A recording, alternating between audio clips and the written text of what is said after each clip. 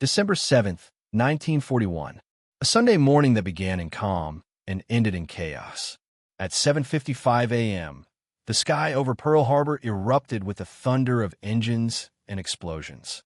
Japanese warplanes descended upon the U.S. Pacific Fleet, unleashing a devastating surprise attack that shattered the illusion of safety. Battleships burned, aircraft exploded, and smoke rose over Oahu as sailors fought for their lives. In less than 2 hours, more than 2,000 Americans were dead. The Pacific Fleet lay crippled. News spread across the nation like wildfire. Radio bulletins interrupted programs, announcing the unthinkable: Japan had attacked. In towns and cities across America, shock turned to anger, and disbelief turned into determination. The next day, President Franklin D. Roosevelt stood before Congress and declared December 7th, a date which will live in infamy. With those words, the United States entered World War II. But entering a war was one thing. Winning it was another. In the weeks after Pearl Harbor, the U.S. military faced harsh reality. The Pacific Fleet was badly damaged. The Army Air Forces were limited in range and resources.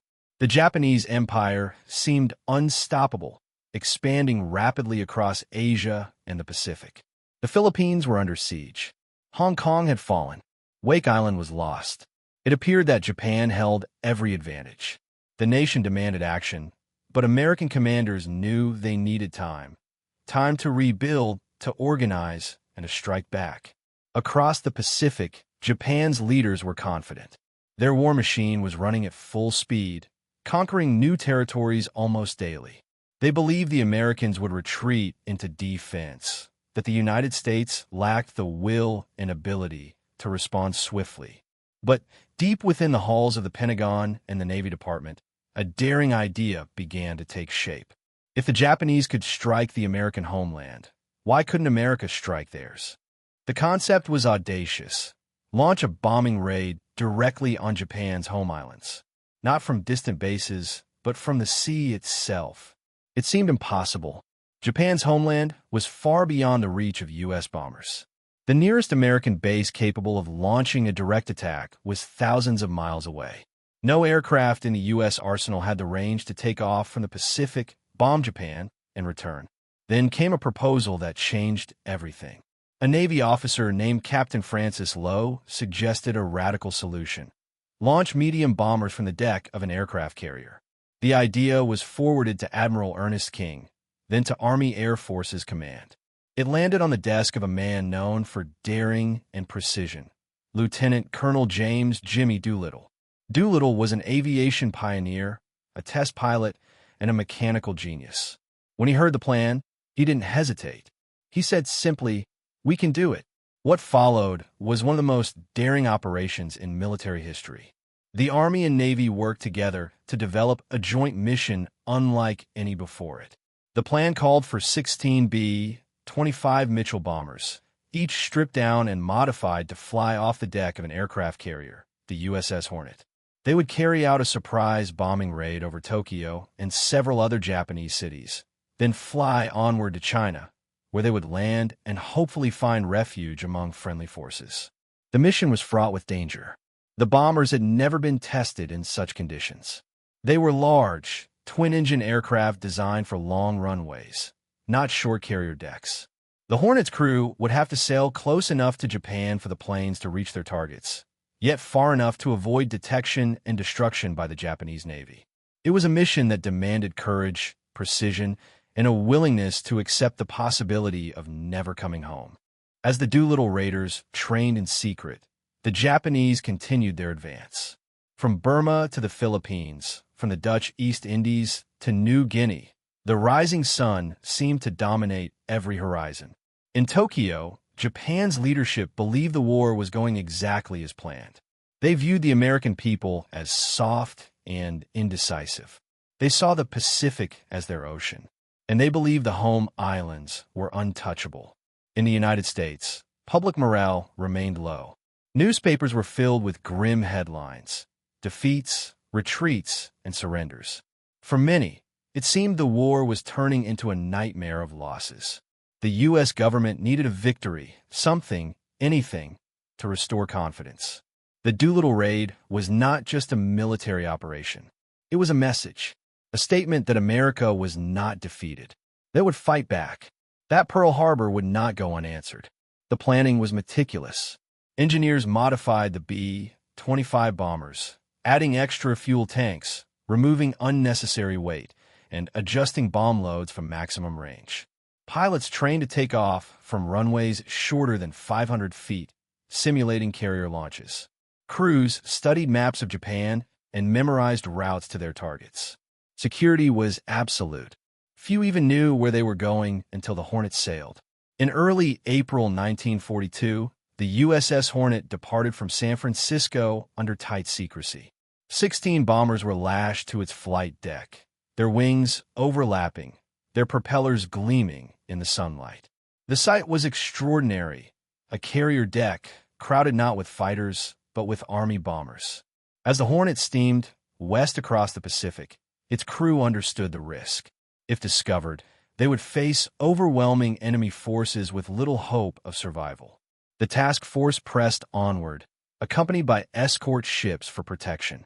The plan was to launch the bombers about 400 miles from Japan. But on April 18, 1942, before they reached the planned launch point, they were spotted by a Japanese patrol vessel. Though the ship was quickly destroyed, the element of surprise was lost. Doolittle and his men had to make a critical decision: launch early or risk being attacked before takeoff. Doolittle chose to launch immediately. It meant the bombers would have to fly much farther than planned, more than 600 miles to Japan and another 1,200 to reach China. Many believed they wouldn't have enough fuel, but Doolittle knew delay was not an option. The mission would go ahead. One by one, the B-25s roared down the deck of the Hornet, rising into the gray Pacific sky. Sailors cheered as each plane lifted off, its wheels barely clearing the water. Doolittle was the first to go. Behind him, 15 more followed, each carrying 4 bombs and a crew of 5. 16 aircraft in total. 80 men headed toward enemy territory. Their targets were the cities of Tokyo, Yokohama, Kobe, Nagoya, and Osaka. As the bombers approached the Japanese coast, they flew low to avoid radar detection. At noon, sirens wailed across Tokyo as anti-aircraft guns opened fire. The Japanese capital had never experienced an air raid. The shock was immense. Explosions rippled through industrial districts and military facilities. Flames rose above the skyline. Civilians stared in disbelief as American bombers flew over their capital, dropping payloads of destruction. Though the physical damage was limited, the psychological impact was devastating. The Japanese government had told its people that their homeland was safe from enemy attack. The Doolittle raid shattered that illusion. For the first time, Japan realized that the war could reach their own cities.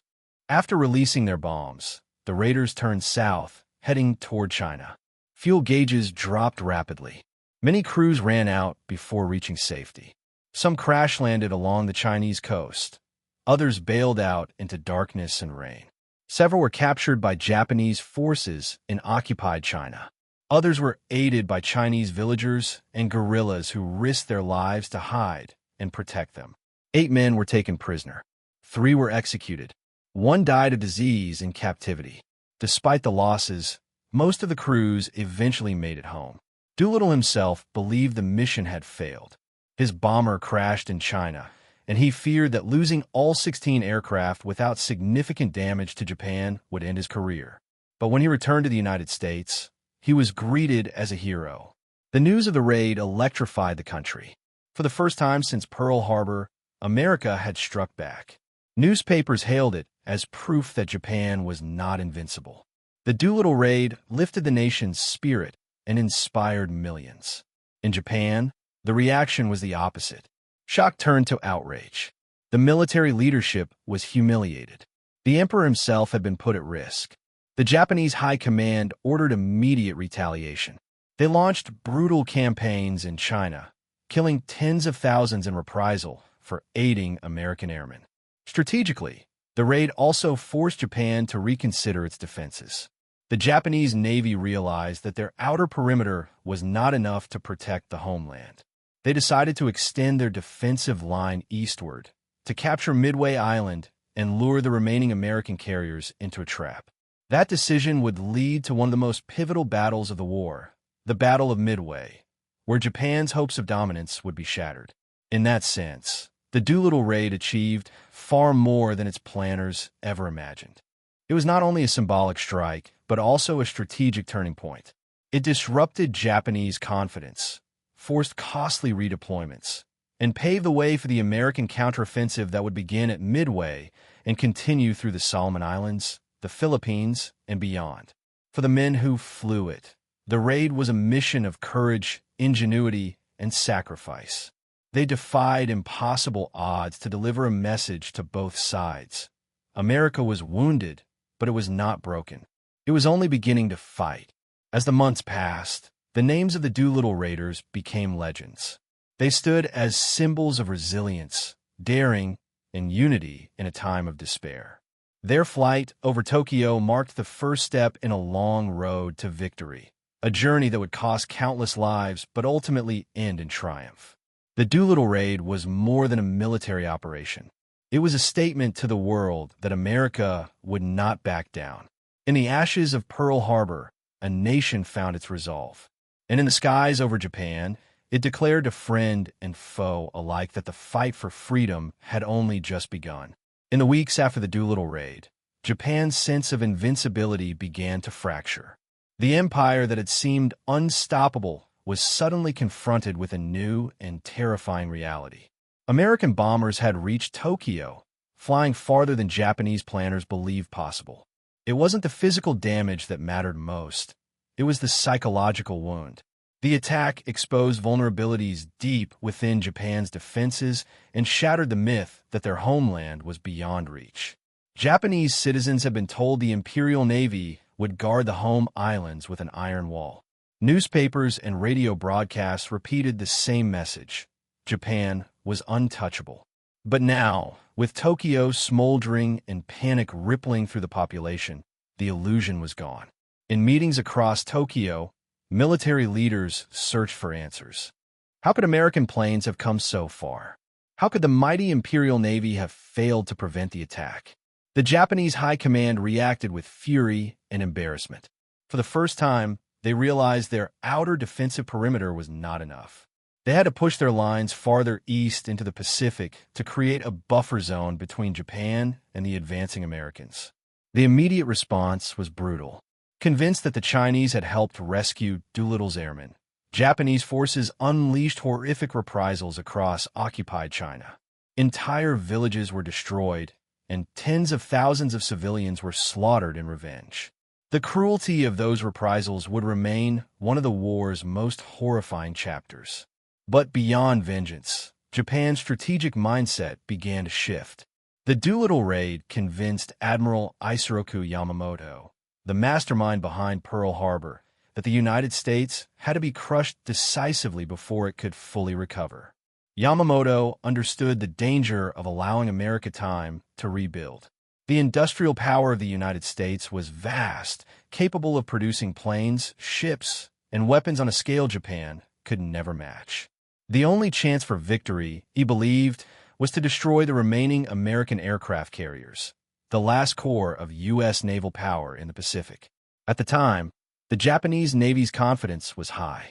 Their carrier fleet had swept through the Pacific with almost unbroken success.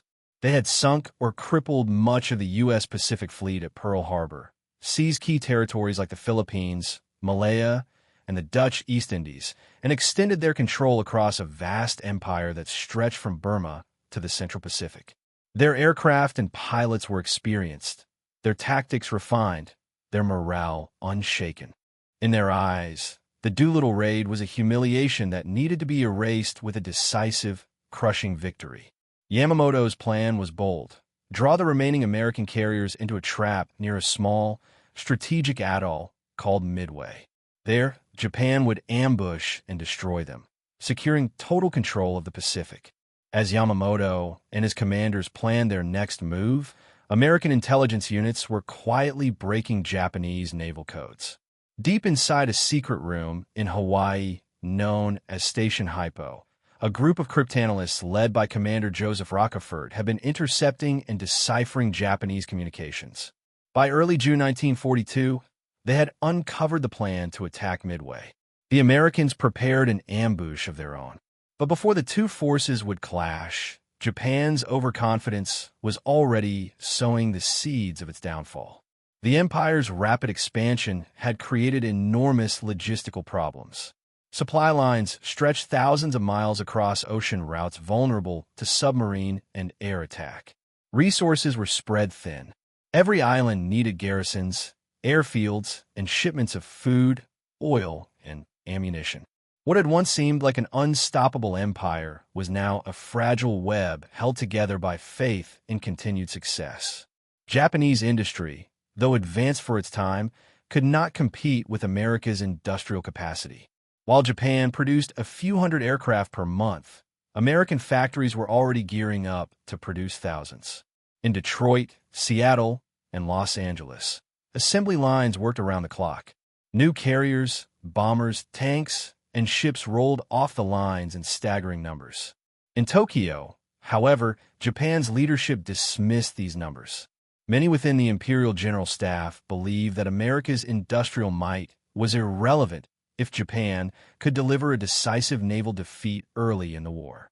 They saw themselves as warriors guided by spirit, courage, and the will of the emperor, qualities they believed would overcome any amount of machinery or material.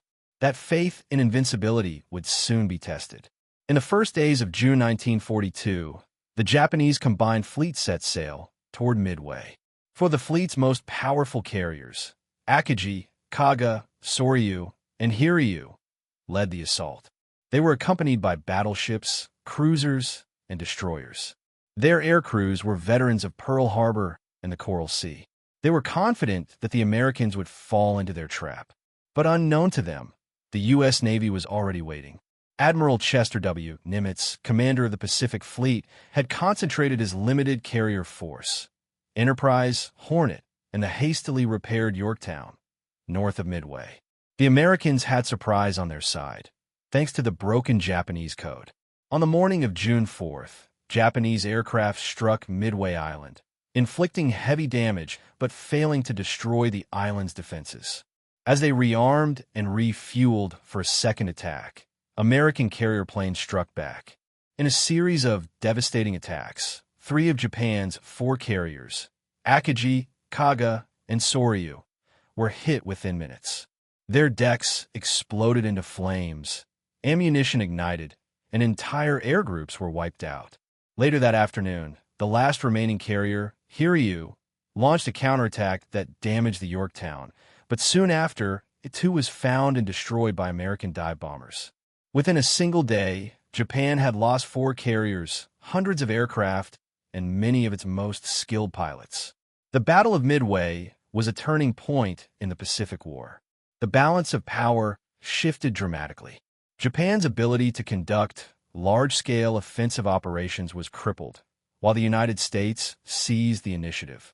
The empire that had dominated the Pacific for 6 months was now on the defensive. The loss stunned Japan's leadership. They had underestimated American resolve and overestimated their own security. The Doolittle raid had shown that America could reach Japan's home islands. Midway proved that America could defeat Japan's navy head-on. After Midway, Japanese strategy shifted from expansion to defense. They fortified island chains across the Pacific, preparing for the inevitable American advance. They called these fortified zones the absolute national defense sphere, a line of defense they believed could not be broken. It included strongholds like Rabaul, Truk, and the Solomon Islands. But in Washington, military planners saw opportunity. For the first time since Pearl Harbor, the U.S. had both the momentum and the means to strike back. The victory at Midway had blunted Japan's offensive capability.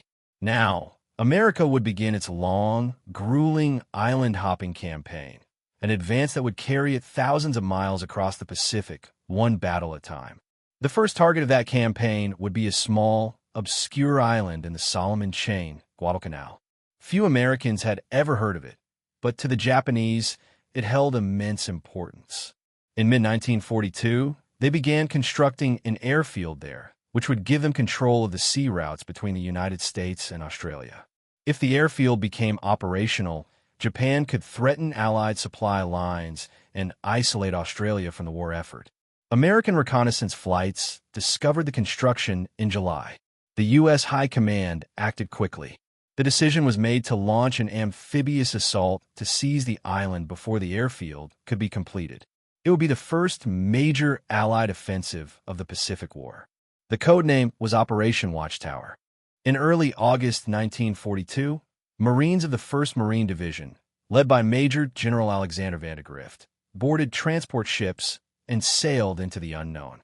Many of the men were young, inexperienced, and untested in battle. They had trained for months without knowing where they would fight. Now they were about to land on enemy-held territory for the first time. The Japanese had not expected an American attack so soon after Midway. When the Marines landed on Guadalcanal on August 7th, they encountered only light resistance. Within 24 hours, they captured the unfinished airfield, which would soon be renamed Henderson Field, in honor of a Marine pilot killed at Midway. But the easy beginning would not last. Within days, Japanese forces regrouped. They began launching air and naval attacks to drive the Americans off the island. The seas around Guadalcanal became a deadly arena. Japanese warships prowled the waters at night, earning the nickname Tokyo Express as they delivered reinforcements under cover of darkness. The Marines dug in, enduring heat, disease, and constant bombardment. Food and ammunition were scarce. Supply ships were attacked regularly, and malaria spread through the ranks. The nights were filled with the sound of Japanese artillery and the distant hum of aircraft engines. Every day was a fight for survival. For the Japanese, Guadalcanal became an obsession. They considered the island vital to their defensive line. Reinforcements poured in, but every attempt to retake Henderson Field ended in disaster. Japanese commanders underestimated the determination of the American Marines and overestimated their own ability to deliver supplies and troops. As the campaign dragged on, the cost for both sides mounted. The battles in the surrounding waters were some of the fiercest naval engagements in history. At Savo Island, Cape Esperance, and Tassafaronga, ships burned through the night as torpedoes and gunfire tore through steel hulls. The seas around Guadalcanal were soon littered with wreckage, leading sailors to call it Iron Bottom Sound. By early 1943, after 6 months of brutal combat, the Japanese finally withdrew. Guadalcanal was secured. The victory marked the beginning of Japan's long retreat across the Pacific. For the Americans, it was a costly but vital triumph, a proof that the Japanese war machine could be stopped. The Doolittle raid had been the spark, the blow that shattered Japanese complacency.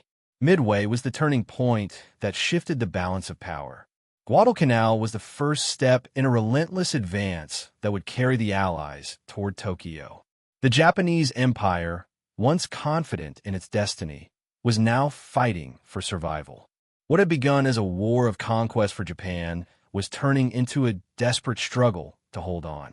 And what had begun as a fight for revenge for the United States was becoming a fight for total victory. The tide had turned, and the road ahead would be long, bloody, and unforgiving. But the outcome was no longer in doubt. The rising sun was beginning to fade. Under the blazing tropical sun, Guadalcanal became a name burned into the memory of every soldier and sailor who fought there. The island itself was a hostile wilderness, a humid, insect-infested jungle filled with razor-sharp grass, stifling heat, and sudden downpours that turned the soil to mud. It was a place where men sweated, starved, and bled, and where every foot of ground came at a terrible cost. The Marines who landed in August 1942 had little idea of what awaited them. They expected a quick battle, a clean victory. Instead, they found themselves in a relentless struggle that would test the limits of endurance and courage. The first days were deceptively quiet.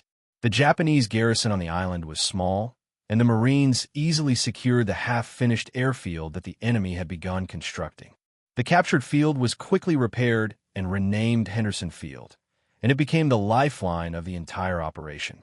From that rough strip of coral and dirt, American aircraft, nicknamed the Cactus Air Force after the operation's codename, would rise daily to defend the island against waves of Japanese bombers and fighters. But while the Marines dug trenches and fortified positions, the Japanese fleet was already on the move. On the night of August 8th, only a day after the landings, Japanese cruisers and destroyers struck the Allied naval covering force off Savo Island.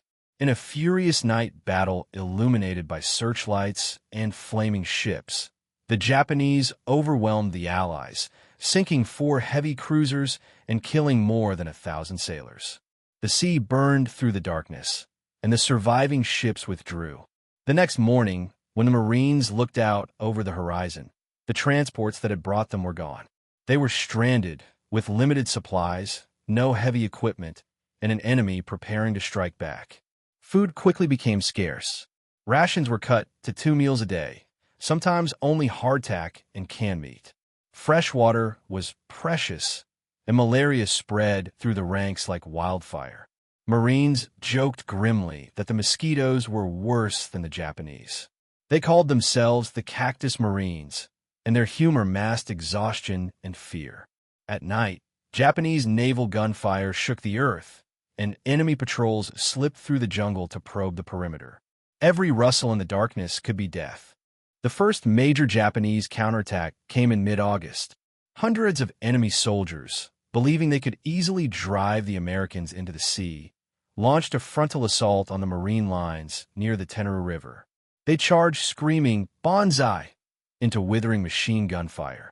The fighting was ferocious, the screams of the wounded echoing through the palm trees. When dawn came, the battlefield was a scene of horror. Hundreds of Japanese dead, lying in the river shallows, their attack completely broken. For the Marines, it was their first real taste of the enemy's fanatical determination. For the Japanese, it was the first realization that the Americans would not break. But the battle was far from over. Reinforcements poured in from both sides. By September, the Japanese had gathered thousands of troops on the island, supplied by night runs of fast destroyers known as the Tokyo Express. The seas around Guadalcanal became a graveyard for ships. Every night, flashes of gunfire lit the horizon as destroyers exchanged fire, and every morning, oil slicks and debris floated ashore. In mid-September, the Japanese launched another massive attack, this time against the ridge south of Henderson Field. It was a desperate, all-night struggle fought in the jungle and rain. The Japanese advanced again and again, only to be cut down by disciplined American fire. At dawn, the ridge was littered with bodies. The Marines, barely awake and covered in grime, stood among the dead and realized they had held. That place would forever be known as Bloody Ridge. As the weeks dragged on, life on the island became a nightmare of endurance. Constant enemy air raids kept the men in foxholes for hours. The oppressive humidity soaked everything. Uniforms rotted, boots filled with mud, and infections spread through minor wounds. Snipers lurked in the trees, invisible and patient. Every meal, every night's sleep, every trip to fetch water carried danger. Yet the Marines held their ground, sustained by the belief that if they lost the airfield, they would all die.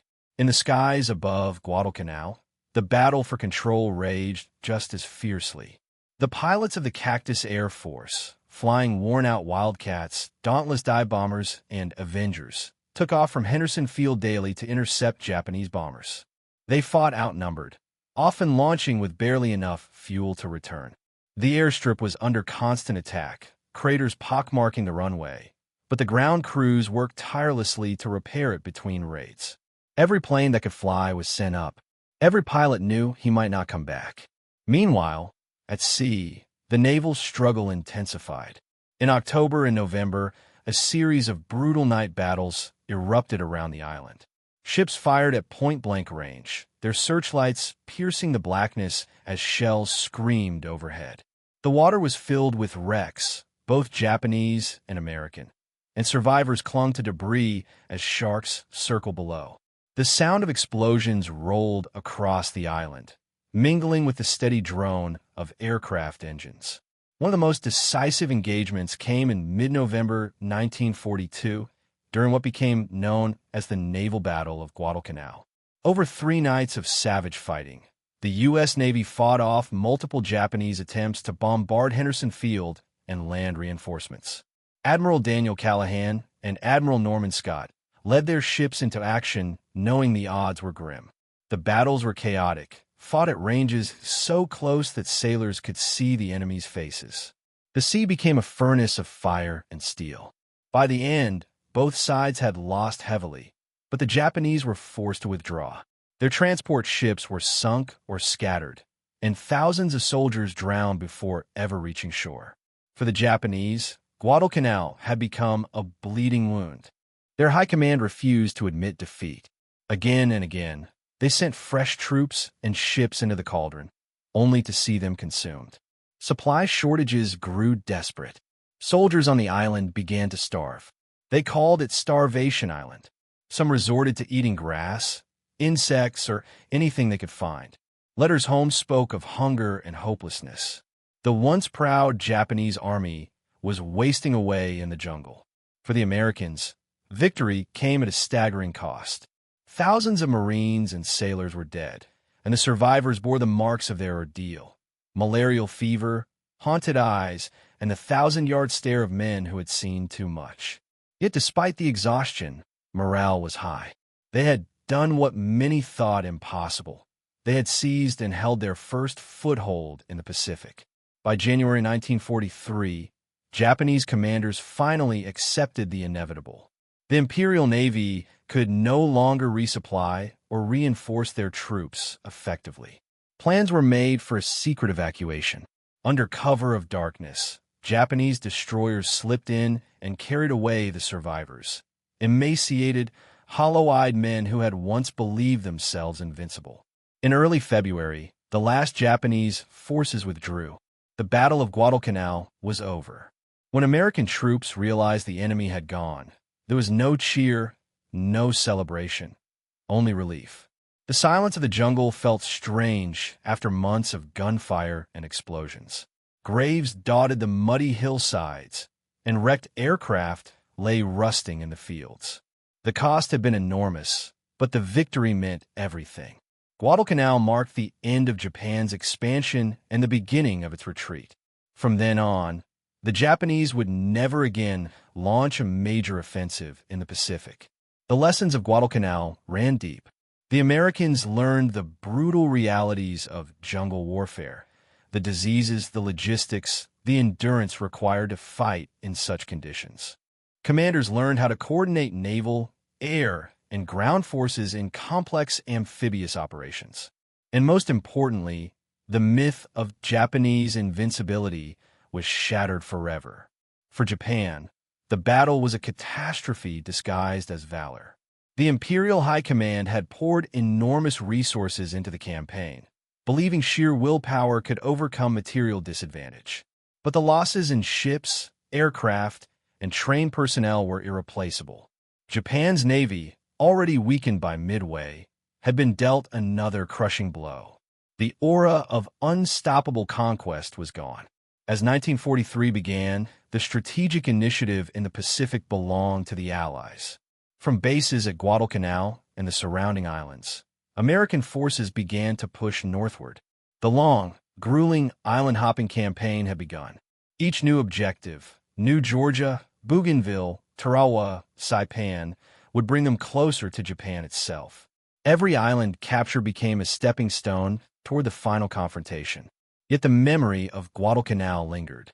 Veterans who survived spoke of the heat, the hunger, the endless rain, and the faces of fallen comrades. They remembered the sight of ships burning at sea and the sound of bombers diving through clouds of flak. For many, it was the most terrible and defining experience of their lives. They had been young men thrown into a nightmare and emerged forever changed. Back home, the victory electrified the American public. Newspapers hailed Guadalcanal as a triumph of courage and determination. For the first time since Pearl Harbor, there was a sense that the tide had turned. The Doolittle raid had given hope. Midway had given confidence. Guadalcanal gave belief. America could win this war. Across the Pacific, Japan reeled from the shock. The Doolittle raid had warned them that the Americans would not surrender. Midway had cost them their elite carriers. Guadalcanal had shown that their soldiers could be beaten in ground combat. Each defeat chipped away at the Empire's illusion of superiority. And in Tokyo, a few clear-eyed officers began to understand the truth. They were fighting a war they could not win. But surrender was unthinkable. The code of Bushido demanded death before dishonor. Japan would continue to fight, island by island, battle by battle, until nothing was left. The road ahead would lead through the jungles of New Guinea, the beaches of Tarawa, the cliffs of Poliliu, the volcanoes of Iwo Jima, and finally, the ashes of Hiroshima and Nagasaki. Yet the turning point had already come. It began with a handful of bombers over Tokyo, and it was sealed in the steaming jungles of Guadalcanal.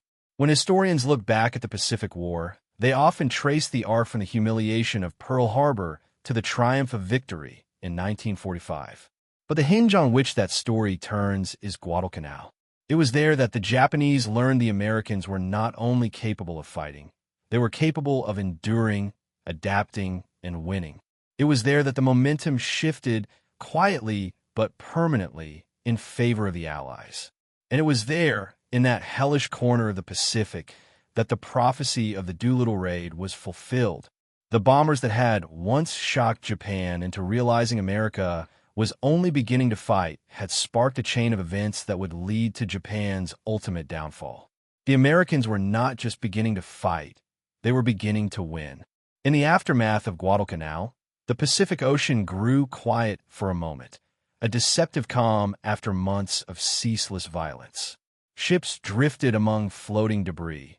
The jungle air hung heavy with the smell of fuel and decay, and exhausted soldiers finally slept without fear of an attack in the night. But beneath that silence, both sides were already planning their next moves. The Battle of Guadalcanal had changed everything. Japan's dream of an unbroken empire stretching across the Pacific had ended on that small, miserable island. For the United States, it was only the beginning of a long and punishing march toward Tokyo. In Tokyo, the news of Guadalcanal's loss hit like a thunderclap. The Imperial Navy, once the pride of Japan, was reeling. 4 of its carriers had been lost at Midway. Now, months of brutal attrition around the Solomons had destroyed another portion of its fleet and claimed thousands of irreplaceable sailors, pilots, and Marines. The Japanese government tried to hide the scale of the defeat from its citizens, but rumors spread quickly. Families received official letters that spoke of glorious sacrifice and honorable death in service of the emperor. Yet many understood the truth. Japan was bleeding, and victory was slipping away. Admiral Yamamoto, the brilliant but haunted architect of Pearl Harbor, understood the reality better than anyone.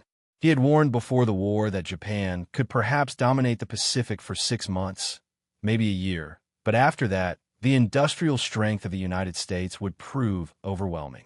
By early 1943, his prediction was coming true. American shipyards were launching new vessels faster than Japan could sink them. Aircraft factories in California and Texas were producing thousands of fighters and bombers each month. Training programs turned out fresh pilots and mechanics in staggering numbers. Meanwhile, Japan's industry, starved of raw materials, could not keep up. Their war machine depended on oil from the Dutch East Indies, rubber from Malaya, and food from the occupied territories. Every shipment had to cross seas, now crawling with American submarines. One by one, tankers and transports vanished beneath the waves. The lifelines of the empire were being cut. Inside Japan's military leadership, divisions deepened. The Imperial Navy wanted to preserve its remaining carriers for a decisive battle closer to home, while the army insisted on holding every island, no matter the cost. Pride and rivalry clouded judgment. Even as their resources dwindled, they continued to cling to the idea that sheer willpower could overcome material weakness. But the war had changed. The Americans were no longer the inexperienced force of 1941. They had learned, adapted, and grown stronger with every battle. After Guadalcanal, the Allied strategy shifted into what General Douglas MacArthur and Admiral Chester Nimitz called island hopping. The idea was simple but brutal. Bypass heavily fortified Japanese strongholds, seize key islands that could support airfields, and move steadily closer to Japan. Each captured island became a base for bombers and fighters, and each step brought the Allies within striking distance of the home islands. The campaign began in earnest across the Solomon Islands and New Guinea. The fighting there was every bit as brutal as Guadalcanal. American and Australian forces hacked their way through jungles, climbed mountains, and waded through swamps thick with leeches and disease. The Japanese fought with fanatical determination, defending every inch of ground, but the outcome was inevitable. Slowly, methodically, the Allies pushed them back. While MacArthur advanced through the Southwest Pacific, Nimitz led a parallel drive across the Central Pacific. In late 1943, American forces struck the Gilbert Islands, capturing Tarawa in a bloody three-day battle that shocked the world. Waves of Marines stormed coral reefs under heavy fire, their boats snagged in shallow water. Hundreds died before reaching the beach, and hundreds more fell fighting for every yard of sand. When it was over, the island was a wasteland of shattered bunkers and charred bodies. But it was an important victory. Tarawa's airfield would serve as a forward base for the next assault. From there, the Americans moved to the Marshall Islands, the Marianas, and beyond. Each invasion followed the same grim rhythm: bombardment from sea and air, landings under fire, then days or weeks of savage combat in which the Japanese defenders almost never surrendered. The cost was staggering, but the pattern worked. With every new island captured, American bombers moved closer to Japan's heartland. By mid-1944, the war had reached a turning point that even the Japanese could no longer deny. The once mighty Imperial Navy was shattered in the Battle of the Philippine Sea, a massive confrontation that saw Japan lose more than 400 aircraft in a single day. The Americans called it the Great Marianas Turkey Shoot, a grim nickname born of overwhelming superiority.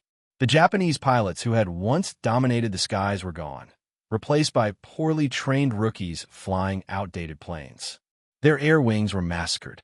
When the Marianas fell, Saipan, Tinian, and Guam, Japan was within range of American B-29 bombers for the first time. The islands became launching points for massive air raids over the Japanese mainland. Firestorms swept across Tokyo, Osaka, and Nagoya, reducing entire neighborhoods to ashes. Civilians dug shelters in panic as the war they had once cheered from afar finally came home. Inside the Japanese government, fear and denial clashed. Some officials urged negotiation, hoping to preserve the emperor and some form of independence.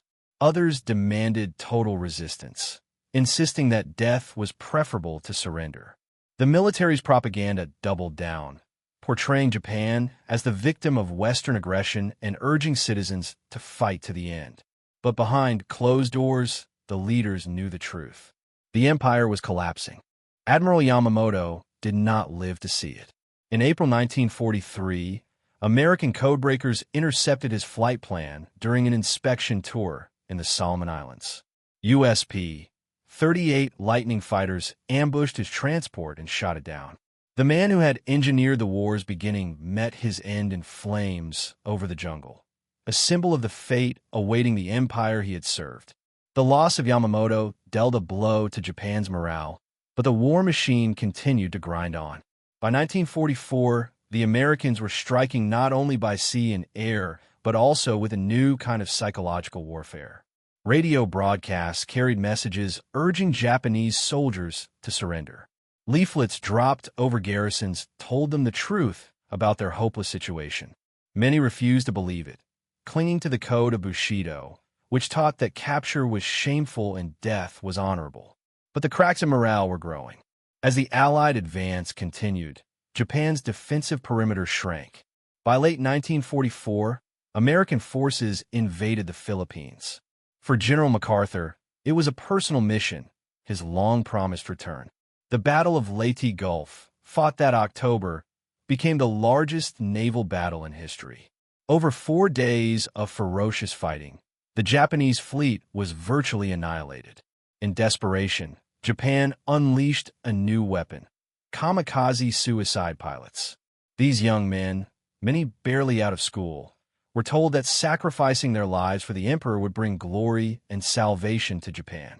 They dove their planes into American ships, turning themselves into human bombs. The tactic inflicted terrible damage and loss of life, but it could not stop the tide. Behind Japan's lines, starvation and despair grew. Islands that had once been proud strongholds became death traps.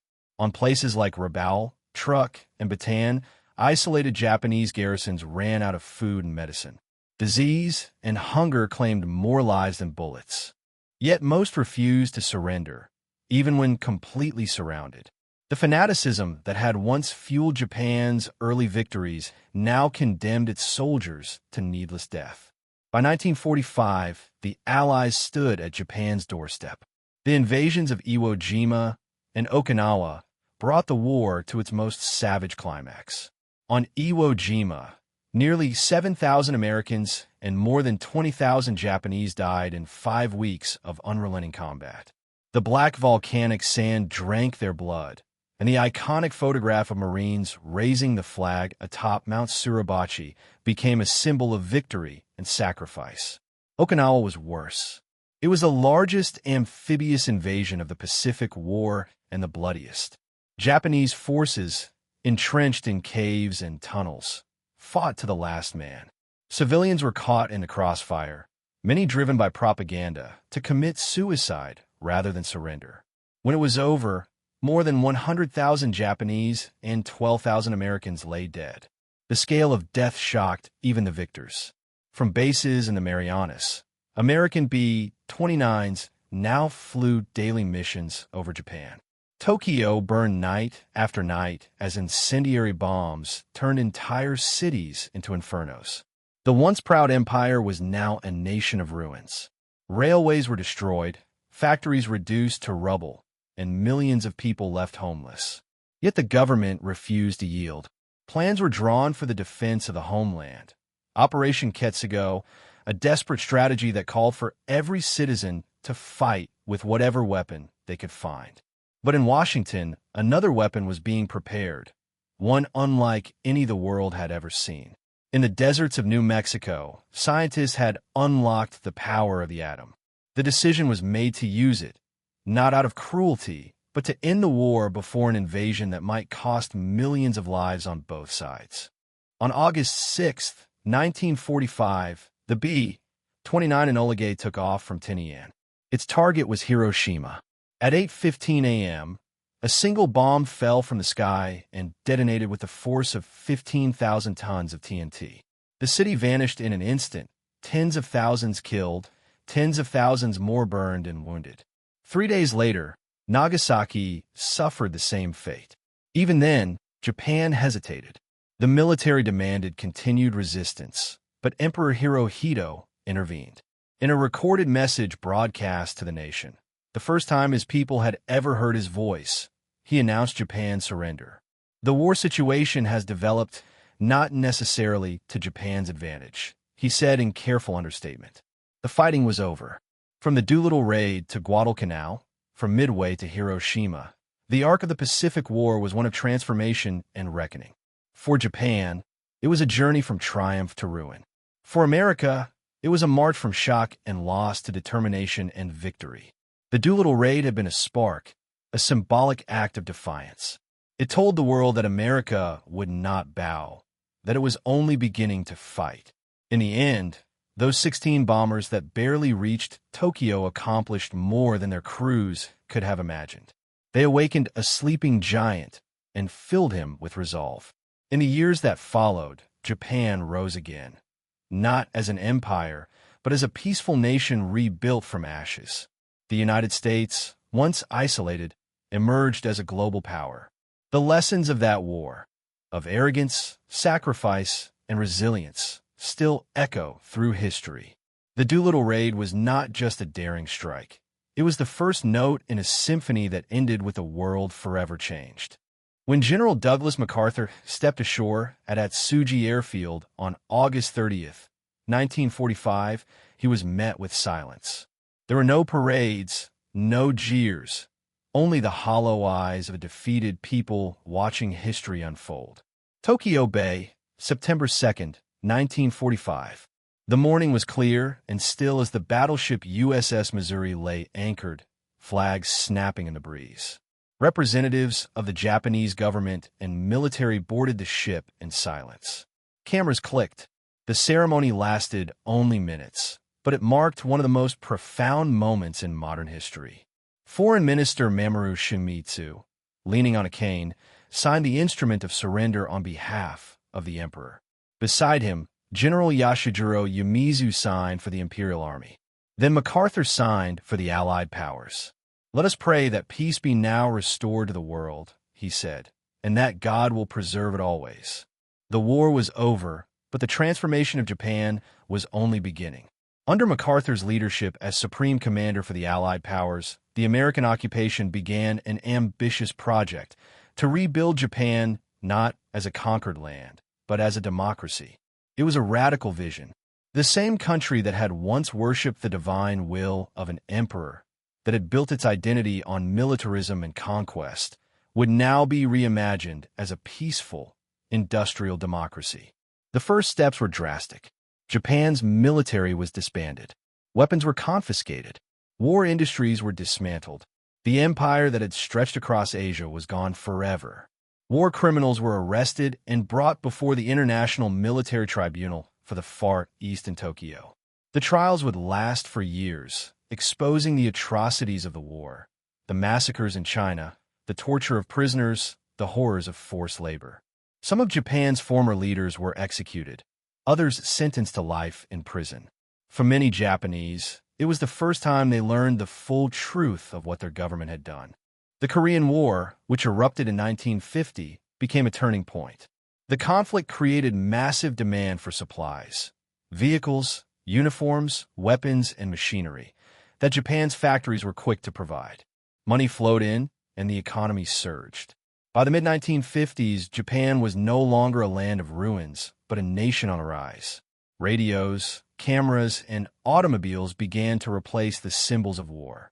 The same assembly lines that once produced Zero fighters now produce consumer goods for export around the world.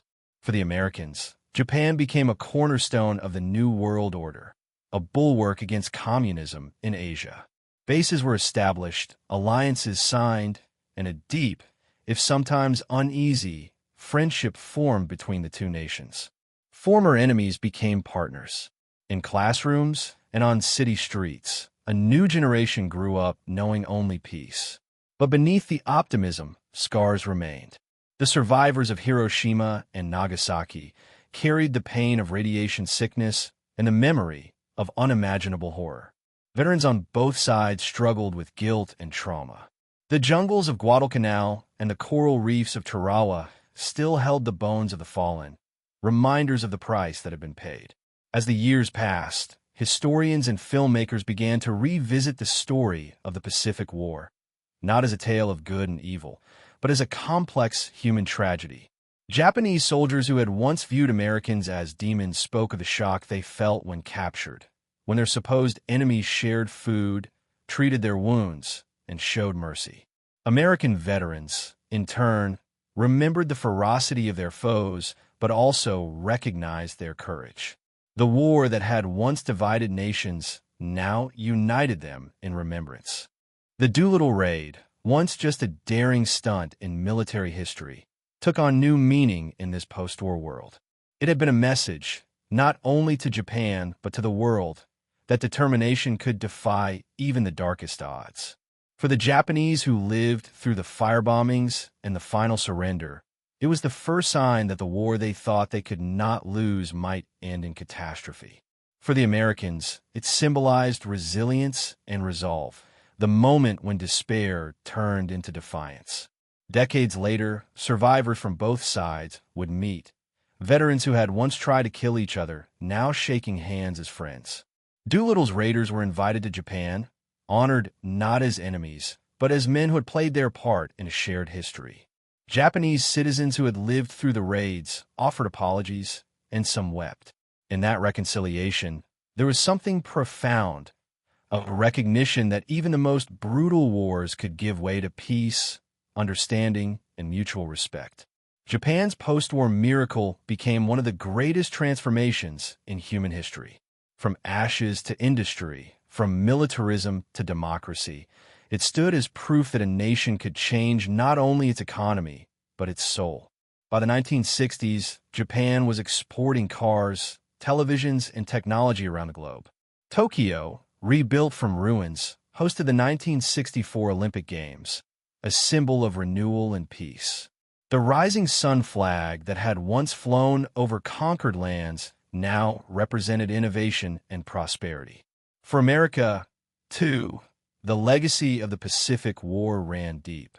The men who had fought through the islands came home with haunted eyes and quiet pride. They built families, communities, and a future defined not by destruction, but by progress. Many of them never spoke of what they had seen, yet their silence carried the weight of sacrifice. And through it all, the echoes of the Doolittle raid remained, a reminder that courage can change the course of history. 16 bombers, flying impossibly far, had struck not just at Tokyo, but at the very heart of a myth. They had shown a nation convinced of its own divine destiny that it, too, was mortal. That moment of shock had rippled outward, leading to Midway, to Guadalcanal, to the long road that ended in peace.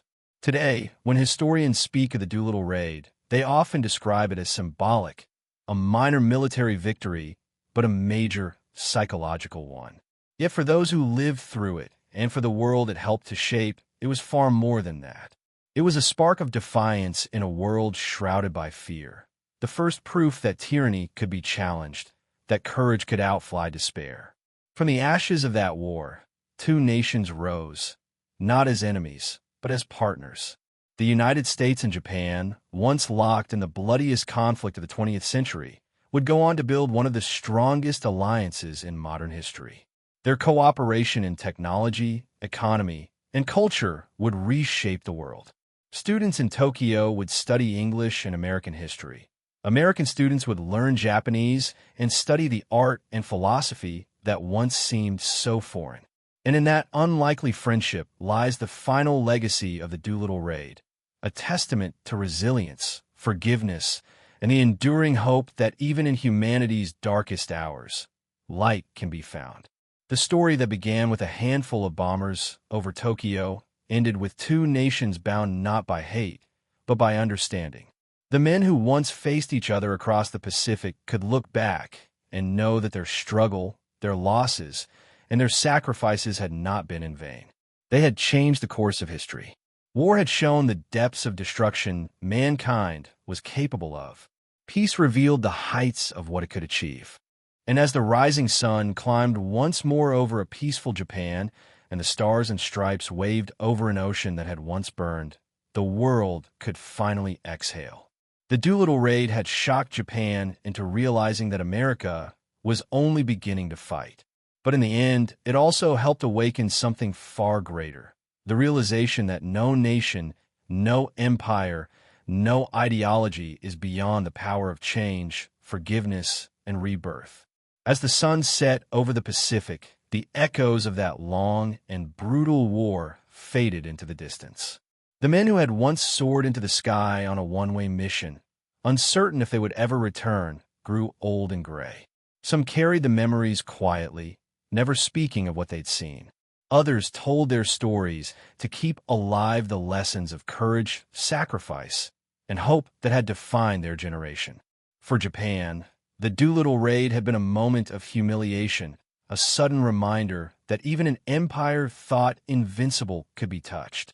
Yet in the decades that followed, that same nation rebuilt itself into a symbol of peace, innovation, and endurance. The cities that once burned beneath the flames of war became centers of life, light, and prosperity.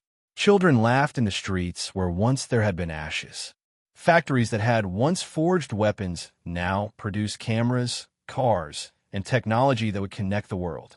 And across the ocean, the United States, once reeling from the shock of Pearl Harbor, stood as proof that unity could rise from tragedy. The spirit that had carried 16 bombers across the vast Pacific in 1942 still echoed in the hearts of those who believed that freedom was worth defending. Decades later, when American and Japanese veterans met as friends, they did not speak of hatred or victory. They spoke of loss, of survival, of shared humanity. They bowed to one another, not as conqueror and conquered, but as men who had both seen the cost of war and the value of peace. In those quiet moments, the past found its closure. Time has turned the Doolittle raid into more than just a story of planes and bombs. It became a story of awakening. It proved that even in the darkest hours, hope can take flight. It showed that courage, once ignited, can change the course of history. And it reminded the world that strength is not only found in battle, but in the will to rebuild, to forgive, and to move forward. The Doolittle Raiders are gone now, their names etched into history and memory.